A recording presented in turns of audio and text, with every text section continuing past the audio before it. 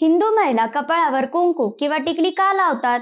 99% लोकांना माहित नाही खरं कारण. महिला कपाळावर टिकली का लावतात? फक्त सौंदर्यासाठी नाही, तर यामागे धार्मिक श्रद्धेसोबत काही वैज्ञानिक कारणांचीही चर्चा केली जाते. मंडळी, भारतीय परंपरेत टिकली किंवा कुंकू हे विवाहित महिलांच्या 16 शृंगाराचे महत्त्वाचा भाग मानला जातो. लाल टिकलीला सौभाग्य, मंगल आणि समृद्धीचे प्रतीक मानले जाते. त्यामुळे अनेक महिला आजही परंपरा जपताना दिसतात.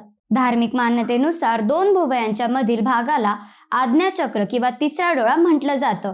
या ठिकाणी टिकली लावल्याने मनाची एकाग्रता, सकारात्मकता वाढते, अशी श्रद्धा आहे. वैज्ञानिक दृष्टिकोनातूनही काही तज्ज्ञांच्या मते या भागावर हलका दाब पडल्याने मानसिक शांतता मिळण्यास मदत होऊ शकते.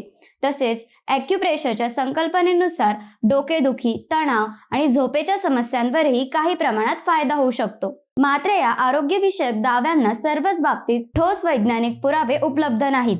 त्यामुळे टिकली ही मुख्यतः परंपरा, श्रद्धा आणि सांस्कृतिक ओळखीचा भाग म्हणूनच पाहिली जाते.